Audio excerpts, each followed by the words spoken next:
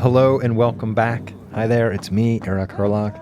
Thank you for joining me on my journey to Cansayapi, the place where they paint the trees red, the Lower Sioux Indian community, the home of the Medewakantan Band of Dakota people.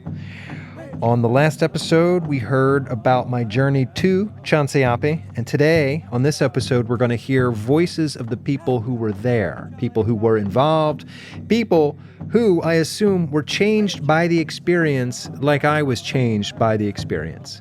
Today, we're just going to dive in. We're going to start with Danny Desjarlais. He is the leader of the Lower Sioux Hemp Building Project.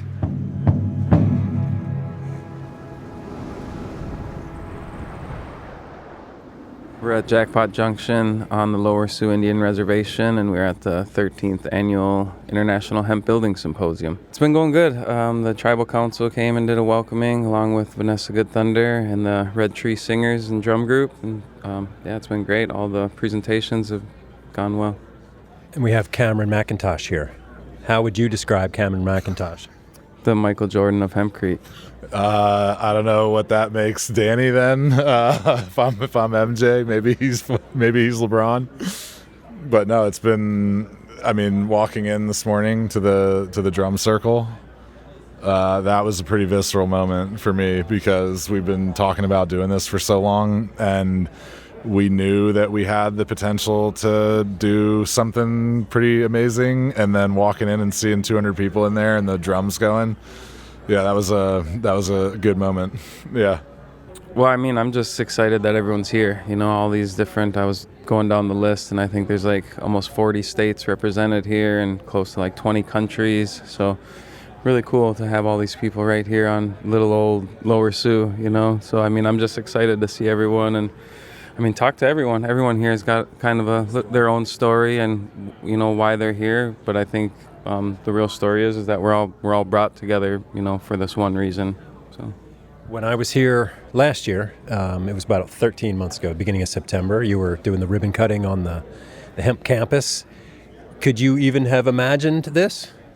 No, not at all. I mean, I'm not like an event planner by any means, and so this isn't anything I look forward to. And so I'm actually excited for it to, now that it's gotten started, for it to be over and get back to my regular life of working. So, coming to Lower Sioux is, I get that, you know, for Danny and for guys that grew up here, you know, this is normal for them, but when you're driving through these cornfields and then this place just kind of appears out of nowhere and there's like, it's a city, you know, it's its own city. Like there's a school, there's the casino, there's the hotel, there's the golf course, you know.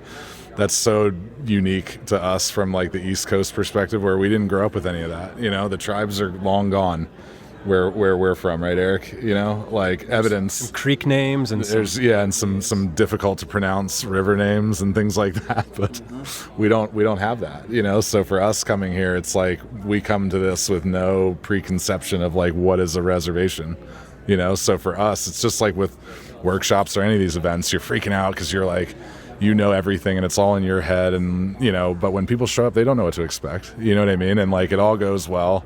People are excited to be here. They love it, you know, they think it's really cool, and it's only you that feels that, you know, pressure from it, you know what I mean? Like, so us coming here, we think this is amazing, you know, like we think the reservation's the you know, like so anyway, is that Steve Allin over there? Can we get him? Yeah. It's going to have to be really quick. Yeah. All right. Steve Allin, hello. I was here talking to Danny and Cameron. Cameron. Yeah. That's his name. Thoughts real quick on how things are going. Everything's so far. going absolutely amazing. We've got a great bunch of people here. We've got the most fantastic presentations that are going to be recorded and stored in our database for the IHBA, which, if you remember, you can get access to, and there's an incredible amount of information there. At the moment, we've got a keynote speaker telling us about exactly how Hempcrete works in comparison to a whole load of other materials, which is really important information, and hopefully we're going to be able to change the whole way that buildings are measured so that the customer and client who moves into their house can get a really accurate idea of how the materials work rather than some crazy R-value thing which doesn't actually bear any relevance to reality. All right, thank you, Steve. Our values aren't real. They're a man-made construct, just like time and money. There's the opening quote, right? According to Steve Allin. This is great. What do you see? I see the future. Like my father before me, I'm fighting for a more equitable future for humanity and for the indigenous peoples of the world. And this is the only infrastructure which allows that opportunity for real equity for the people. And the tribes can do this from the ground up. What you see here is going to end up replacing a petrochemical industry that's been hurting and harming our communities and our planet and us as human beings. And so this really is the only way forward. And people around the world can copy this blueprint and provide their own self-sustainability through hemp. This really is the future, and it's happening now. Everybody should be getting involved. Tell me who you are. My name is Honovi Trudell. I'm son of John Trudell, one of my indigenous leaders of our people, and I'm hoping to carry on the torch, not only for myself, but for my people and for the next 7 generations. And I believe hemp is the only way forward for a sustainable future and one that's equitable for all people around the world. Tell me about home. My home, I came from Maryland, and I'm currently looking at expanding hemp throughout West Virginia. I'm representing Orpheus Technology as my company, but more than that, I'm representing humanity and the indigenous peoples and hoping that all the tribes can get involved with what Lower Sioux is doing. This has been a phenomenal example for the people and for the tribes. We all should be looking to this example and copying it and replicating it and working together. Tell me about your tribe.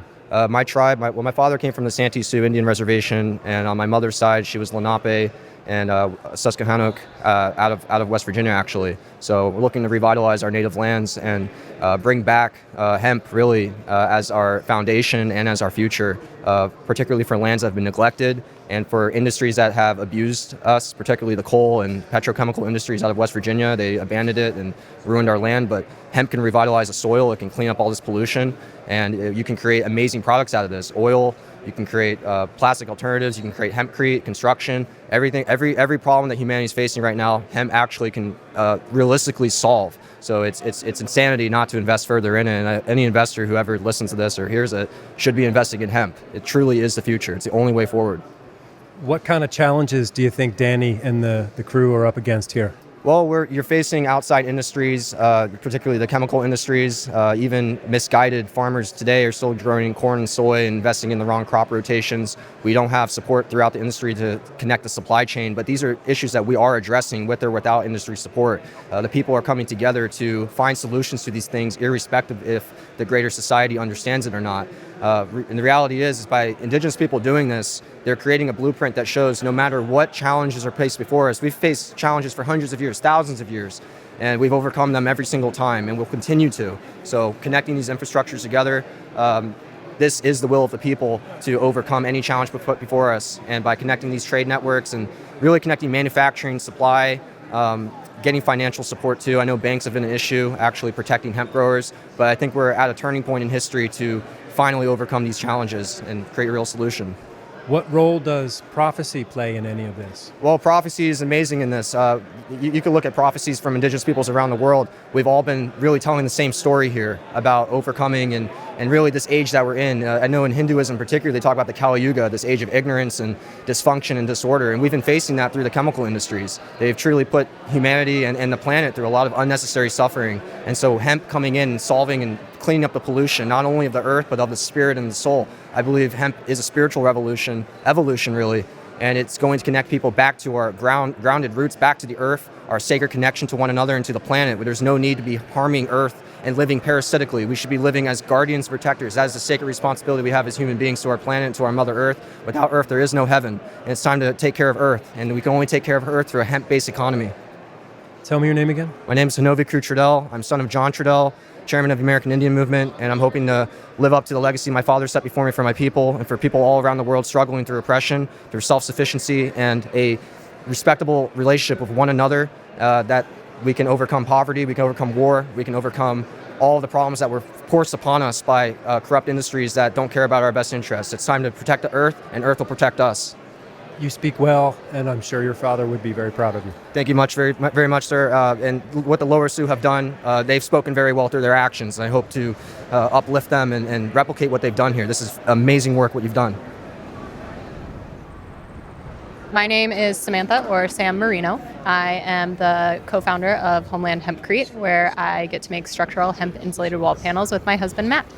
I spoke to your husband, Matt, a few weeks ago to sort of promote this show. How was it getting ready for the show? It was a whirlwind. We have a very stacked fall calendar, but knew we were super excited for the symposium, with it being just our next door neighbors here in Minnesota, where we're originally from North Dakota. It was an absolute must. We were one of the first sponsors that jumped in, because I said this is a unique time in history, is what we're making for the first time ever in the United States. We're having it here, so geared up and tried to bring as much to share about our love of hempcrete. What do you think the significance is of it happening here at the Lower Sioux, like the international hemp building thing? Just showing that everyone's going back to their roots. It's wonderful being here with Danny and everyone at the Lower Sioux. Just seeing it all come full circle. Cool. This is Matt here, your Yes, husband. yes. I know him. Yep. Yeah. And I'm interrupt. That's what I do. I interrupt people. And it's John Peterson too. I'm going to interrupt them. We'll do it stage 2 here. Yeah. No. This is part of it. Just let's try something. You introduce him, and then he'll introduce you. I would like to introduce you guys to Matt Marino of Homeland Hempcrete, half of the U.S. largest hempcrete home building team out of North Dakota. And All right. And then so Matt. That was very good. It makes it sound like we're important or something. I just talked to your wife. You guys are important. Oh, good. I'm glad she thinks so too. So this is John Peterson from Dakota Hemp, and he is in South Dakota. We had the pleasure of going to visit his farm a couple weeks ago, and he's farming hemp and is working on kind of a co-op kind of model as well, and also processing hemp. So a lot of strong hemp kind of players and things happening with hemp in the Dakotas. Yes. As far as I understand it, this guy has gone around or is going around to every farm in South Dakota and personally inviting the farmer to grow hemp and then giving a little educational talk. Is that right? oh yeah, they invite us all in for cookies and no, but we Nice folks up here. Oh yeah, very friendly folk.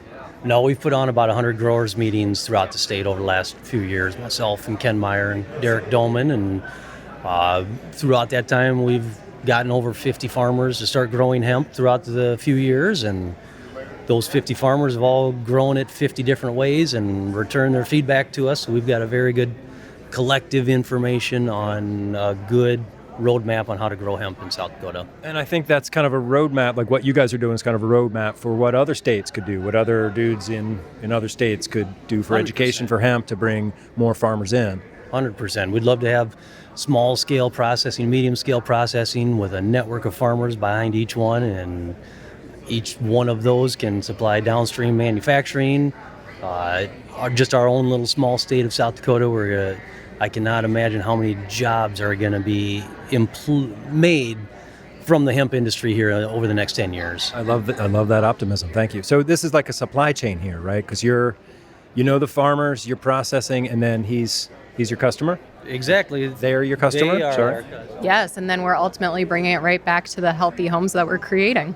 So Yeah, it was nice to have them out to the farm 2 weeks ago, and they get to give us feedback of what type of hemp herd they like to see in their building products, and I can show them what type of stocks we have on our farm. Here's where we're getting this type of herd from, and good feedback all around. How does their feedback, help you shape things? Like, can you give me an example of something? Well, they're pretty high maintenance. I mean, they want some primo stuff here. They deserve it. Yes. But no, just from my own understanding, I always thought, seeing the spraying insulation here, a lot of that seems some shorter material, but some of the tip-up panels, they're wanting, some longer herd materials, some thinner, longer materials. So it's just good to know the different types of building methods, needing different types of, who knew there was that many different types of herd that. Right, yeah. And he's one of your closer suppliers? Yeah, I'd say, we've been fortunate enough to where, Sam's probably talked about it before, but the first time we ever bought hemp, we had to cross the border into Canada to get it. It's the only place we could find it. And then after a couple of years, we had some suppliers coming online, kind of around the country, but still 1,000 miles away or so. And we're kind of getting to the point where we have a couple good processors within a 500-mile radius now, so it's within a day's worth of travel, and fortunate that we're in a good spot. It just happened that kind of our tri-state area is starting to become kind of a mecca for hemp-related, hemp-building kind of activities. So it's all come together. For you, what's the significance of this international event happening here at the Lower Sioux? Oh, this is pretty cool. I mean, just 6 months ago, I think when Danny was telling us that this international event was coming to the U.S. for the first time and coming to Little Morton, Minnesota, I was pretty blown away. And then seeing the name of people that are here and the Hempcrete leaders from Europe, and now actually getting to see them face to face, it's kind of neat. Were there some big name people that you wanted to see or talk to? Very happy to see Steve Allin here. I've been reading about him for the longest time, and now getting to see him and hear him. Yeah, and you were sorely disappointed, or you was? Oh yeah, fantastically disappointed. You know, phenomenal. The event that he's put together here is absolutely great, and we'll have to see about the 14th next year. All right. Thank you all. Yes, thank you. Thank you. Eric has been an integral part of this convention symposium and truly getting history right now, because that's what we're making. So thanks for sending Eric here. We needed him. Thanks, Ray. Wouldn't be possible without you, and especially Eric here, keeping things light and easy and documenting the whole thing, and it's been great. Thank you, Ray. I have heard feedback from numerous farmers in the Midwest saying that they have heard the Lancaster podcast.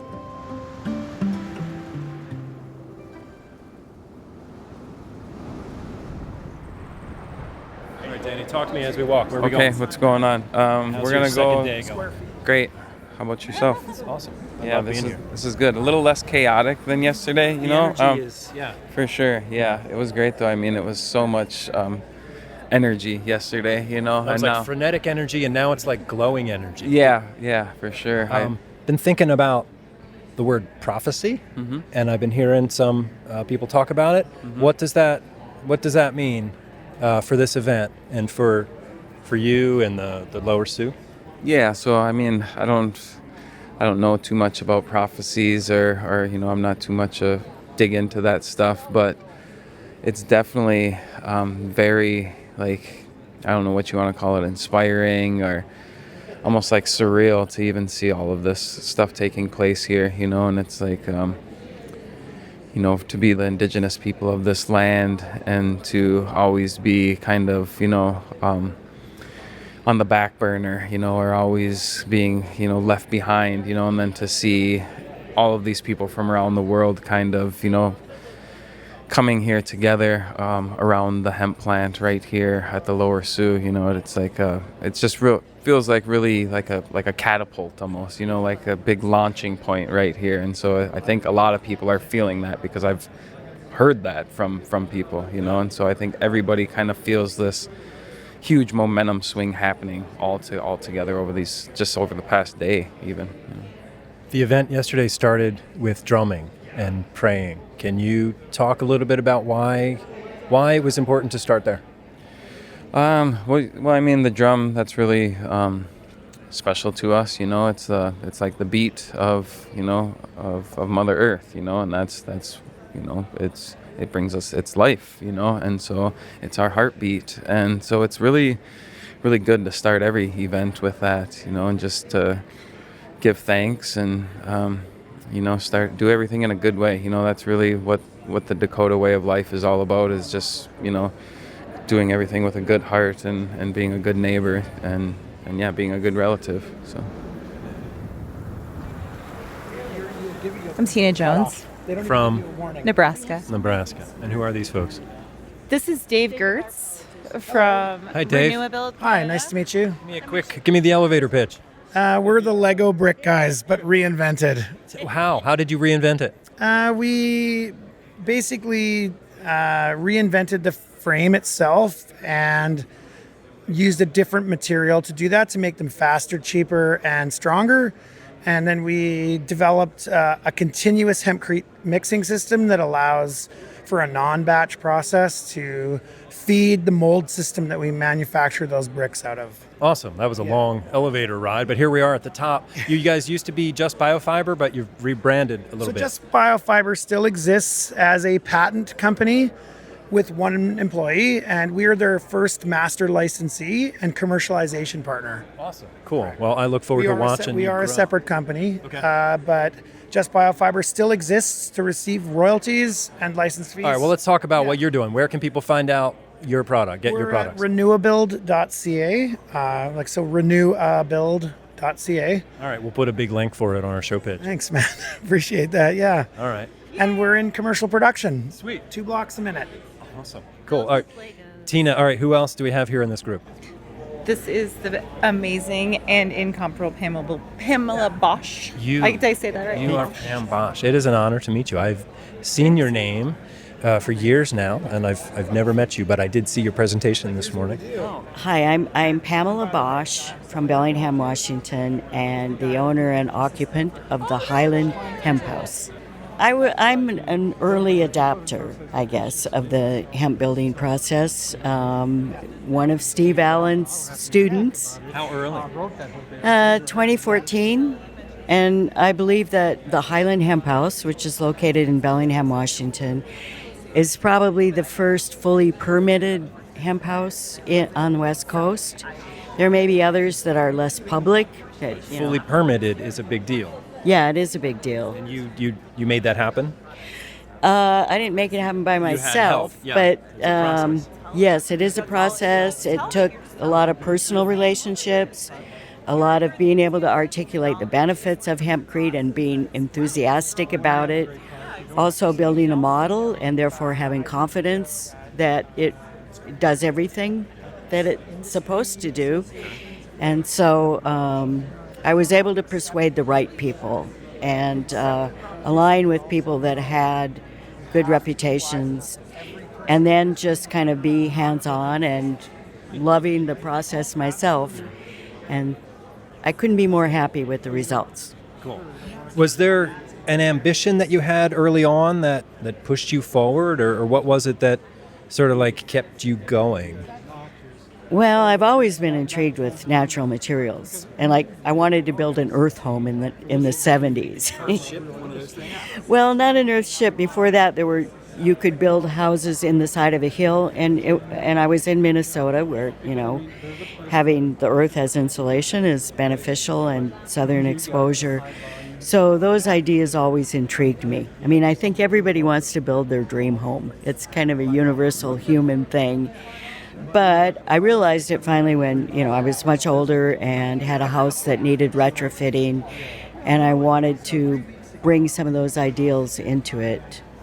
Can you describe the best day on a job site? Like, what's your favorite part of that building process? The best day is when you have a bunch of people working together, and you're just packing hempcrete by hand, and it's really a kind of a primitive process, but it's a communal process. Kind of reminds me of a barn raising. So I guess I'd have to say from my construction experience, that was one of my favorite things. Well, legendary Pam Bosch, it's really an honor to meet you. Thank you. Thank you. It's my pleasure. Wait, Tina left. She was my co-host, right? Oh. Hello. May I, would you introduce yourself? Yes, Clarence Baber, Island Herbs from Hawaii. Hawaii? You're a little far from home. Tell me about your journey to get here. Maybe not the actual journey, but your hemp journey. Well, I'm a farmer in Hawaii, and I've been growing cannabis for 40 years in Hawaii, and I've been able to help as a consultant for large operations in California and Oregon, Canada, and I'll do a lot of cannabis, but I also do 50,000 acres of dryland corn as a consultant. 50,000 acres? Yes. So like in Hawaii? In Wyoming, for example, as a consultant. Okay, I see. But in Hawaii, my focus is to actually get a hemp really going for us, hemp buildings. Yeah. We have quite a few buildings that are on the plate to be built. We're learning more about that today. What's the best for us to do as far as equipment to gather? And also looking for another way that farmers can make a difference in our world. Because we did have 120 farmers that wanted to farm hemp in Hawaii, but our laws got kind of off the scale, and my wife is the queen of hemp in Hawaii. Oh, tell me a little bit more about your wife, who's the queen of hemp. Well, she headed up the task force, the hemp task force, and that helped the state understand that we can't make something that's going to be so beneficial that we've gone a long way to get legal, make it illegal because of a few dispensaries that wanted to, Bad actors. yeah, to take care of a CBD market when we're not talking about that at all. So What's your wife's name real quick? Gail Baber. Okay. And so she's been very helpful in doing that for us in Hawaii. There is a nice Hawaii contingent here today. Yeah, that we'd like to talk to more of you too. So maybe you Yeah, can introduce me. yeah, it's pretty cool that we're able to come and learn something here. I'm Brian. And what are you doing right now? Well, I'm waiting in line for food. Yeah, what do you think they have today?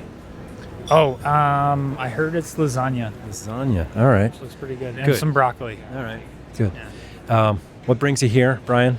Well, there's a lot of good people here that I know that I want to learn more from and see, and people that I don't get to catch up with too often.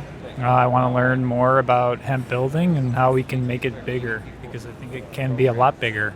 So I want to, learn from the people who are moving it forward most. Yeah. You and I shared a sort of a rafting trip on the Missouri River a couple of years ago.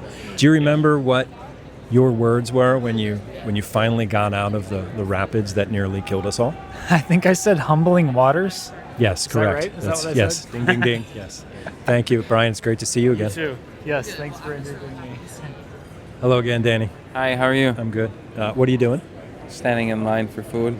You hear there's lasagna? I heard there's lasagna. Yeah, I heard there's hemp pesto. Oh, yeah? Yeah, there's hemp pesto, and I think a lot of the stuff yesterday that we ate had hemp in it as well. Were those hemp donuts today? Because I had like 4 of those. I doubt the donuts were, but I know like the cookies have Yeah. some of the cookies All right. have hemp flour. Who's this person here? Will you introduce me to? Katie McCormick from Virginia. Anine, hello. Yes, I am. Hello. Are you a hemp person? I'm not made of hemp, but that's what I'm talking to Danny about to see if we can work that out. This is audio, so people can't tell that you're not made of hemp. But tell me more. I'm sorry. I'm looking to build a house out of hemp. In Virginia? That's right, on the Pamunkey Indian Reservation there. Awesome. And how far along are you in your project? Well, I'm looking for people to help me design it. So early stages. Awesome.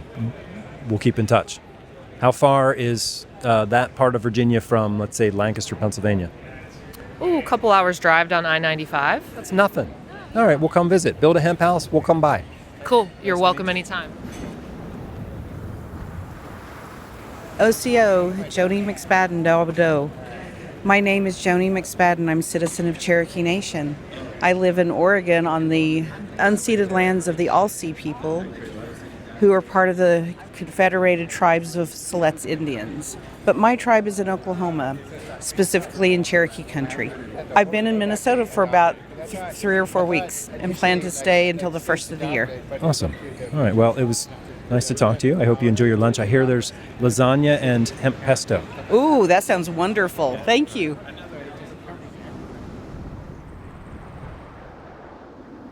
Hey, Rusty. What's up, buddy? How you doing? Getting hungry, you? Yes, I am starving. What do you think you're going to find up there? Well, it's probably going to have something with the inclusion of hemp to a certain extent, maybe. Perhaps. Right? Yeah, probably. But some pasta and lasagna. And That's what I maybe heard. some broccoli. Broccoli, yeah. Yeah. How is your symposium going? Yeah, I think it's been awesome. I really like the technical analysis from some of the different researchers and sharing their information. I know to be true a lot of the things that have been said about Hempcrete and building and the built space and the environment for quite some time, but really understanding the nuances around the actual analysis has been really cool. So to be able to put numbers that are directly comparable to other constituents, that's where I kind of geek out. Like diffusivity is kind of a new word that kind of came up, and diffusiveness. Luckily I have ChatGPT in my pocket, so as some of these we're going through, I'm like ChatGPTing it, and and that's the type of stuff I think that contractors and architects are going to want to see, right, to kind of validate the comparisons to other materials.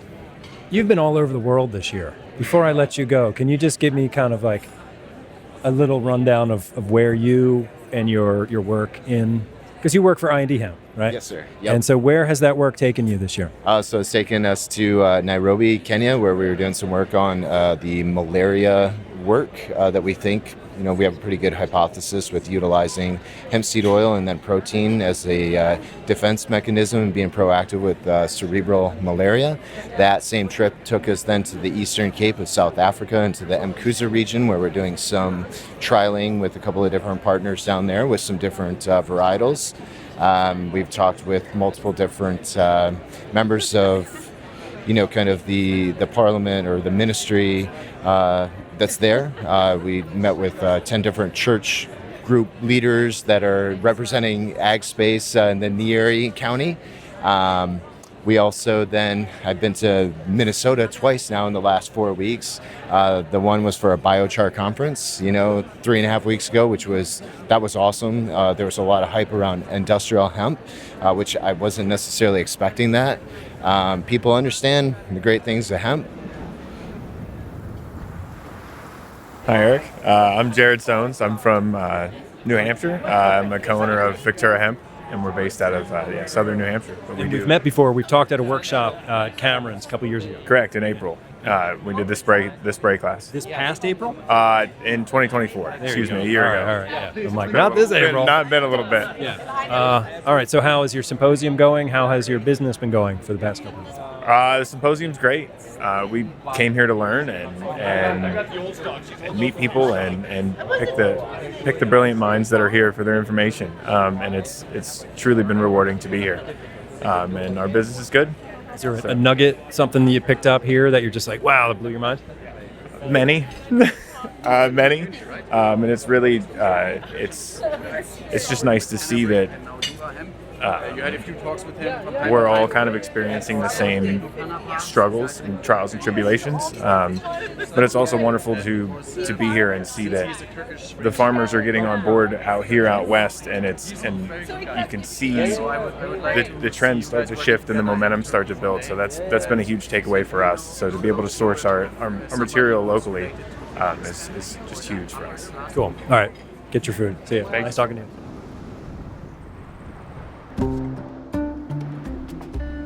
Thanks a lot, Ray. I mean, Eric's like almost been adopted in here at the res. He doesn't have a tribal ID yet anyway, but one more time and he might. So.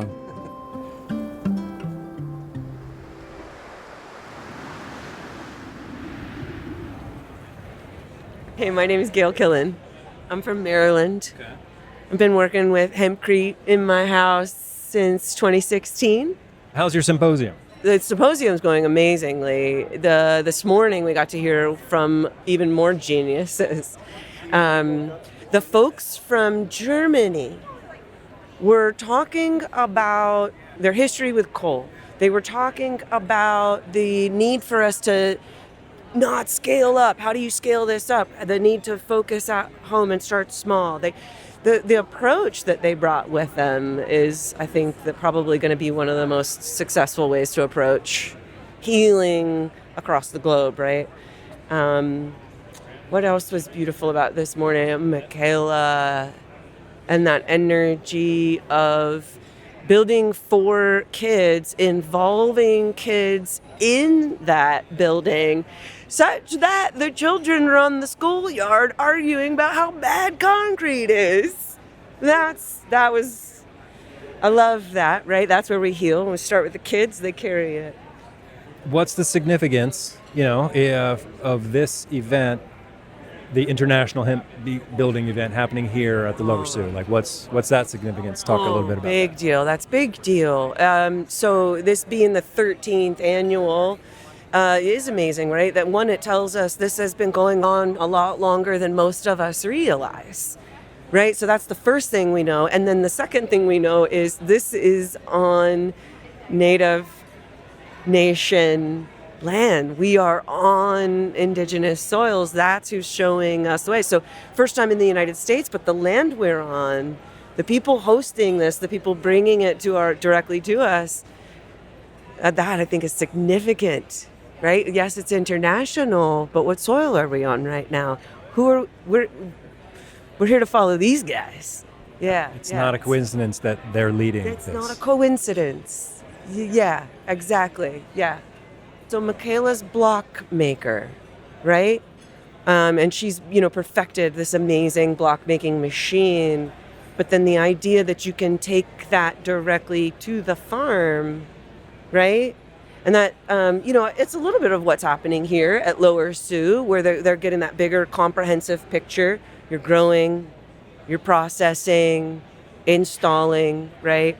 So it's kind of like that. When you bring things back together, we're closing those gaps, the gaps in accessibility.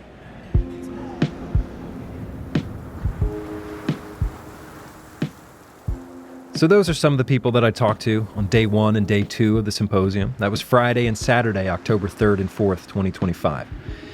So the mornings were filled with engaging presentations from industry experts from around the world. We started with farming and harvesting systems, the importance of regenerative agriculture and plant breeding and seed variety.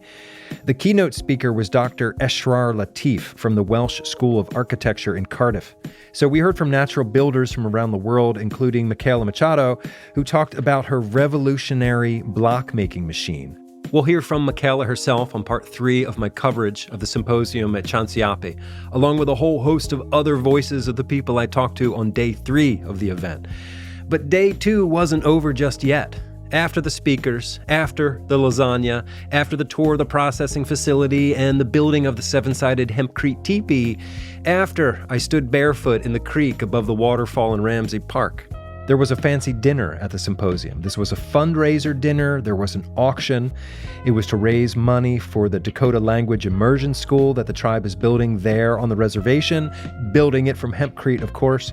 The evening was hosted by Dallas Goldtooth. You know him. He was on the show a few weeks ago. He's an actor, a writer, an activist, an educator, a comedian.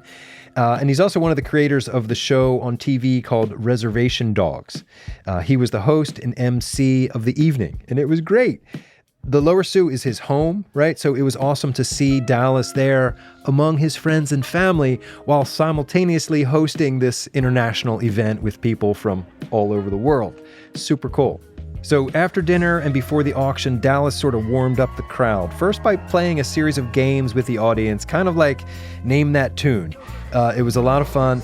And then he reminded us, all of us in this room have ancestors. All of us in this room have ancestors who at one point lived in a certain amount of balance with the local ecosystems. And so let's make some noise so that our ancestors can hear us today, doing our very best to honor their lives and their sacrifices. And then he gathered us all together. We all stood up. We all held hands. 250 people in a giant circle holding hands. This is called the round dance. And he led us in this round dance, and we danced clockwise around the room while the Red Tree Singers played their hearts out on that drum. It was an incredibly moving experience. You could feel the energy of the people. You could feel the energy of the room. You could feel the energy of the symposium. So they did raise some money at the auction. There were some beautiful things auctioned off.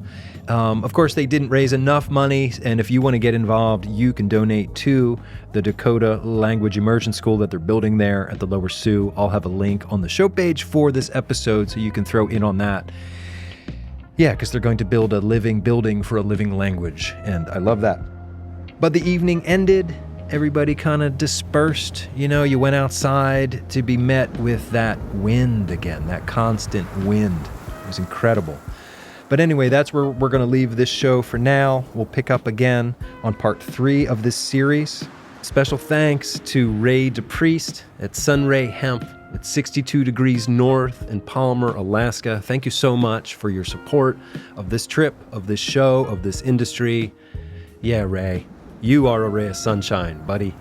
And also thanks to our sponsors, IND Hemp, King's Agri Seeds, and Americhanvre Cast Hemp. You'll find all the links on the show page for this episode. So do you have any questions or comments for me on what you heard here today? You can email me. Send it to ehurlock@lancasterfarming.com. That's EHURLOCK @lancasterfarming.com. That's my email address because my name is Eric Hurlock, and I am the senior digital editor at Lancaster Farming Newspaper, the greatest agricultural newspaper in the world. Seriously. I'm not just saying that. That is the truth. Check us out online, There's something for everybody. Anyway, until next time, I will just be sitting here at the top of a waterfall with my feet in the creek.